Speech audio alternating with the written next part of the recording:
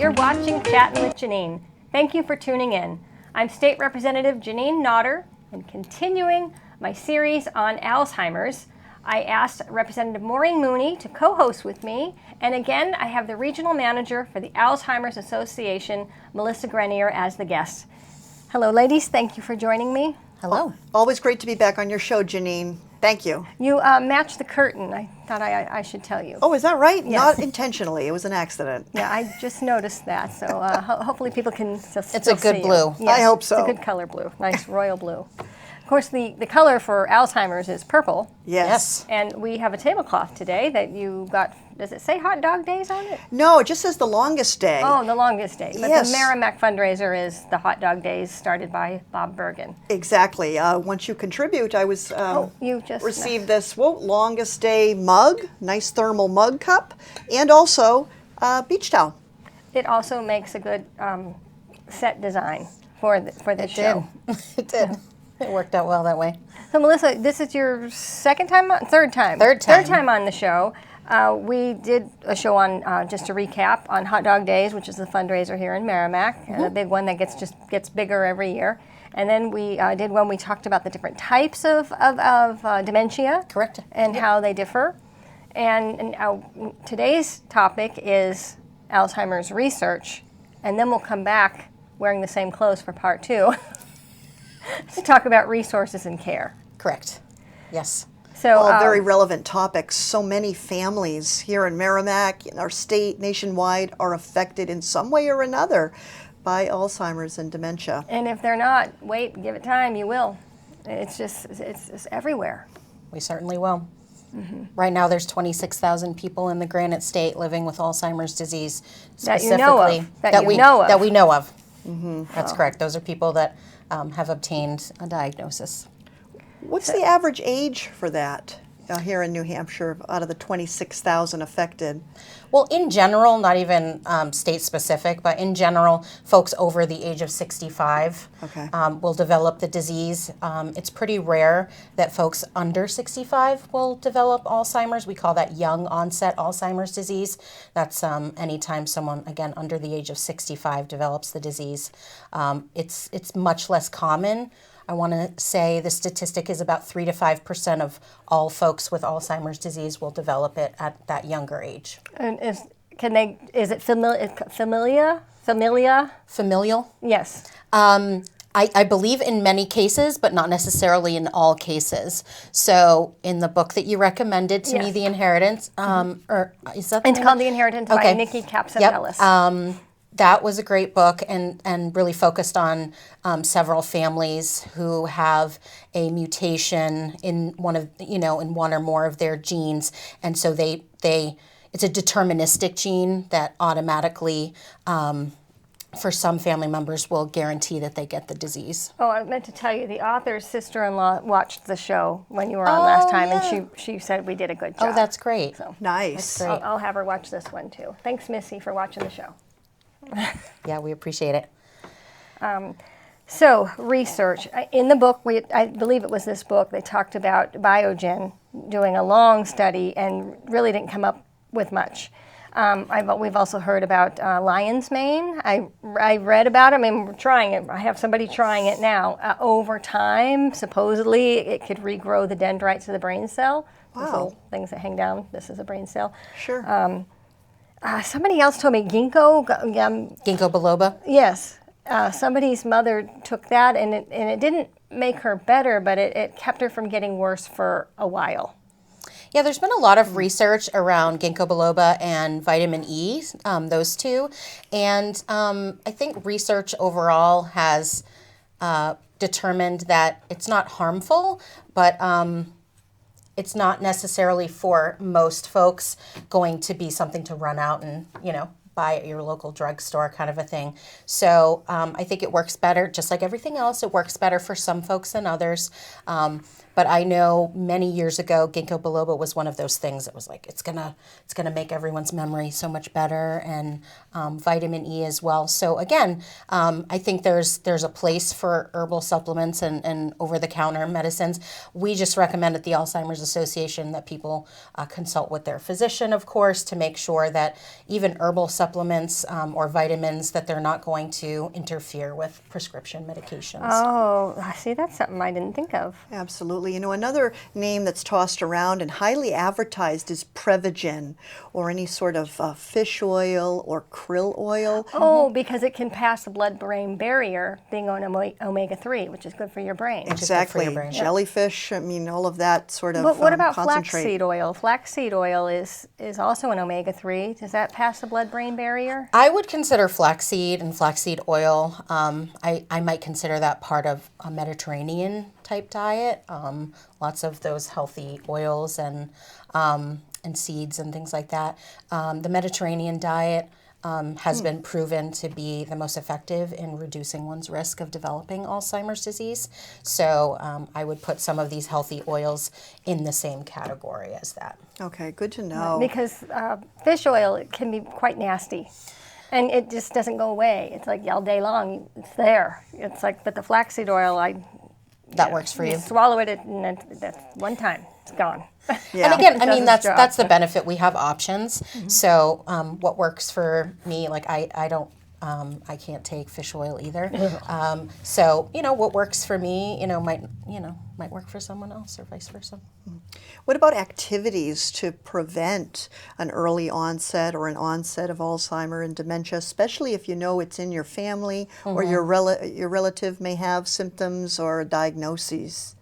So first of all, that's a great question, and I want to say that physical activity is the one, lifestyle modification that makes the biggest difference in reducing your risk of developing Alzheimer's. And even if you have a diagnosis, it can be a big factor in reducing, the progression of the disease, which is something you just referenced, and in some studies has even shown to improve cognitive functioning. So we don't. See, running. That's why I'm a jogger. Absolutely. So it's funny you say that, because I was just going to say, so you don't have to be a marathon runner, okay? You can just, you can start small. So what we say is, if you haven't started yet, start now, and it could be you start with 10 or 15 minutes of walking, and then you build up to 30 minutes, and then you build up to 45 minutes. Or you can consider things like gardening and yard work, and all of those things help contribute to your movement throughout the day. But again, there have been many, many studies that have focused on physical activity specifically, but also physical activity in addition to several other lifestyle modification options. Boy, physical fitness so important. And I know Jeanine is a runner, and not only that, but our door-to-door could be considered a sport for many reasons. We because campaign so together. much so much physical exertion goes Sure. into that, especially in 90-some-odd degree heat. Yeah, that was fun. What about crossword puzzles? So crossword puzzles would fall under the category of mental stimulation. So that could be puzzles, that could be of any kind. Well, I think like Sudoku is really big. I'm not a Sudoku is really big Sudoku. right now. Yep. It could be trying to learn a new language. It could be picking up an old instrument. Really anything that challenges your brain is going to be good for your brain. I think we talked about it on one of the other shows, music. Music is wonderful. I saw a video of this man, this old man, and he was just so forlorn and sad, and somebody put on a song from his day, and his whole face lit up and he started singing along. It was like somebody flipped a light switch. Isn't that great? YouTube is great for that. For caregivers that may be taking care of a loved one. YouTube has all these tracks of vintage music, and they're all seasonal too. You could have vintage winter music or summer or autumn, and that can really bring back memories and incite the same reaction you just referred to. I know, so being a jogger, I haven't run a marathon in a couple of years, but I used to run all over Merrimack, and even now, I have my music in. A song will come on the radio or my phone, and I'll remember where I was in Merrimack when that song came on when I was training for a marathon. Yeah, it does trigger memories. Yeah, music really tends to impact every area of the brain. And so when a person with dementia has damage occurring in several parts of the brain, the other parts of the brain that aren't impacted or aren't as impacted can still connect with music in a lot of different ways. And a lot of things like our sense of smell and music certainly, have a lot of long-term memories that are embedded and associated with music. So your wedding song or, what you used to sing to your child when you were rocking them to sleep and things like that. So those long-term memories stay with a person well into the disease process. Wow. So what's new in research? What are they doing now? Well, there's a couple things. So one aspect of research that I want to talk about has to do with prevention. So there are more and more preventative research studies, which means that they're looking for healthy adults that aren't showing any sign of memory impairment. And they want to study those folks to see if, and put them through some brain imaging to see if they actually have some damage, start just very, hints of damage happening in the brain that in the future may lead to a more significant loss of functioning. So if we can catch it in, say, someone's 40s or 50s, then there's a better chance that science can intervene at that time before the person loses any of their functioning. That's really the goal. So a sign would be like plaque or That's exactly right. Tangles in the dendrites. Well, they can't see that close. But through the most advanced imaging technology that's available right now is called a PET scan, PET, positron emission tomography. So what happens when a person goes through a PET scan is that they take a medication, they're injected with a medication that binds with the beta amyloid plaques that are associated with Alzheimer's disease. So when they go through the scan, if there's any beta amyloid in the brain, it lights up. So what they're learning and what they're continuing to research is that, people are actually technically developing those first signs of Alzheimer's disease 10, 15, 20 years before we would notice symptoms. Really? Accurately. Wow. Because is it a true statement that Alzheimer's is like cancer and it can happen to anybody without any... Well, certainly. Yeah, it can be spontaneous. I mean, you do not have to have any family history to, have a diagnosis or have a diagnosis of Alzheimer's or another type of dementia. Now, surely everybody forgets something or leaves something somewhere or doesn't think of the right word right away, in a conversation. That's why we have St. Francis. Yes, right. Yeah, exactly. But what? No, I'm wrong. Isn't it St. Anthony? St. Anthony, it's good. See, you remember. But both are good guys. Both are good guys. They can both. Nice shout out for both. They were both Franciscans. Yeah.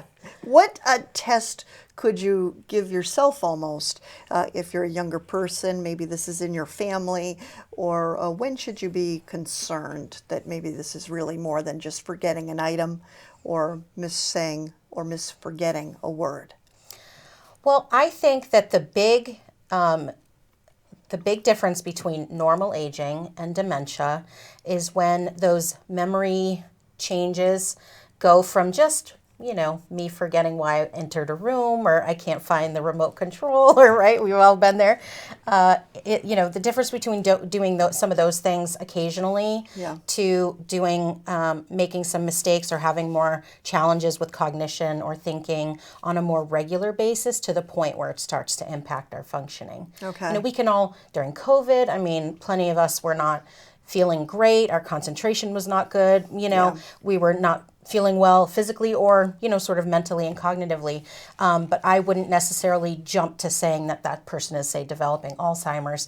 But if someone is getting a little bit older, say maybe early 60s, and those infrequent mistakes start to become more frequent and it starts to impact that person's ability to be independent, that's when we should worry. I see. What's an example of a concern? Yes. So one example would be, so normal aging would be, say, making a mistake in your checkbook every once in a while. Oh, yeah. That's normal.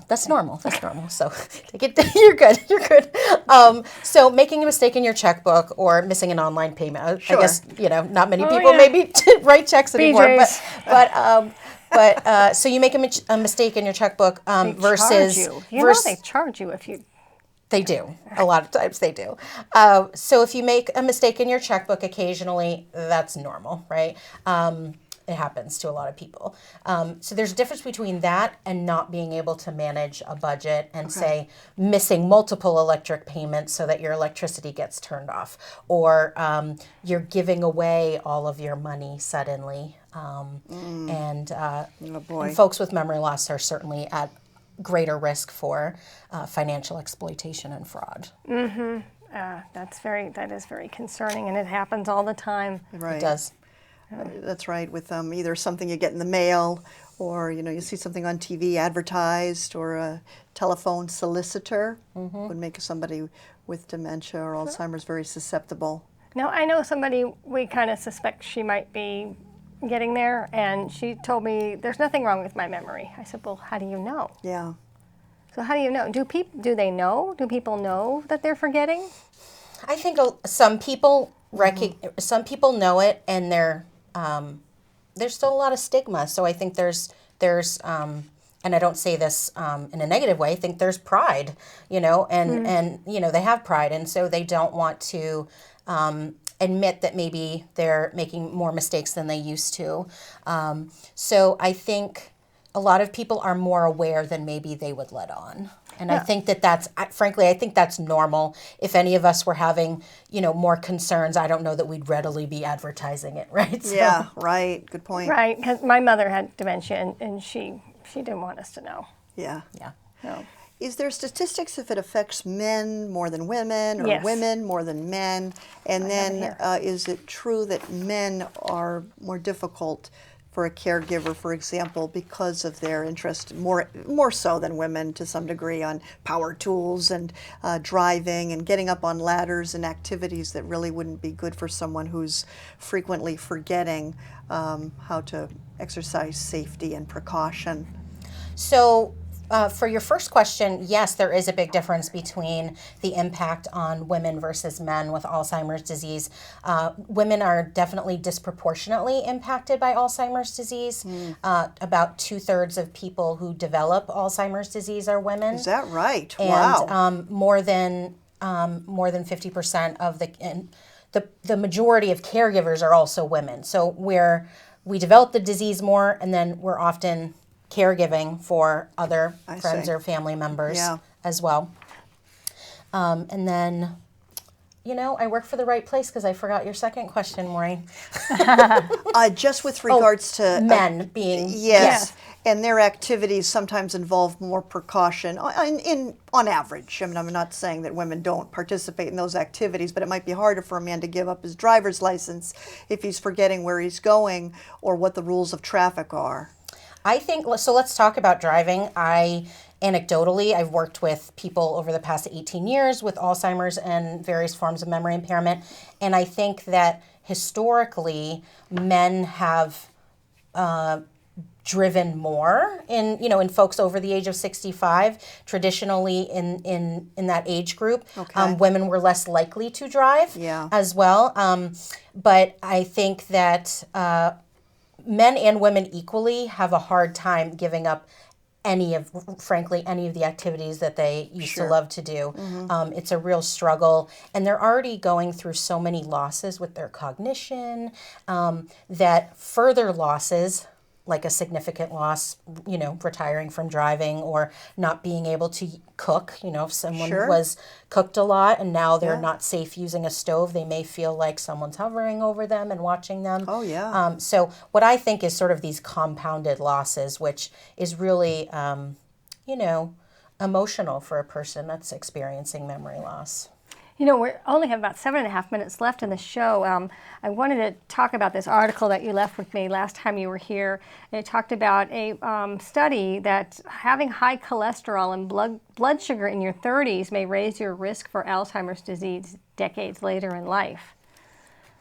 So that study and something you mentioned earlier about sort of how can we tell, what I recommend is that people keep their vascular conditions, things like blood pressure, high cholesterol, blood sugars, within normal limits. Okay. Or that if they have things like diabetes or other issues, that they maintain them with a physician's supervision, of course. Sure. Because there is a higher risk of developing Alzheimer's disease if a person has, say, diabetes or other vascular issues. So that's one way that we can monitor our health to hopefully avoid or at least reduce one's risk of developing Alzheimer's Sure. in the future. That's Yeah, good to circling know. back, this article also talks about the Mediterranean-style diet with more fruits and vegetables and increasing social interactions. It also talks about exercise, aerobic, strength training, stretching. Yep. Isn't that amazing? So what do you think is next? What's the next step in research? Well, I think, so there's a lot of preventative studies going on. There are many studies that are going on that relate to pharmaceutical interventions, particularly intravenous medications. So it's not a pill, basically. It would be an injection, an infusion medication that help dissolve the beta amyloid in the brain before it starts damaging brain cells. So one example of that was Biogen's medication that came out about 14 months ago called Aduhelm. And Aduhelm was has a lot of controversy around it. It is the first disease-modifying treatment that we've had available. So I think that in of itself, even if folks don't agree or with the medication or its availability, I think that it's a movement for science in the right direction, Yeah. and it will open up some new avenues for research. Oh, good to hear. So there's Biogen, and can you think of any other companies that are working on this? There are, and I would not probably be able to remember the names of them because these infusion medications have long, intricate names, but there are other. Well, I thought beta amyloid was a mouthful. Yeah, right. But there's constant research going on, not only with pharmaceutical interventions and medications, but other things like, does reducing your blood pressure and keeping that within normal limits, does that reduce your risk of developing Alzheimer's? Does a healthy diet, more research is going on with nutrition.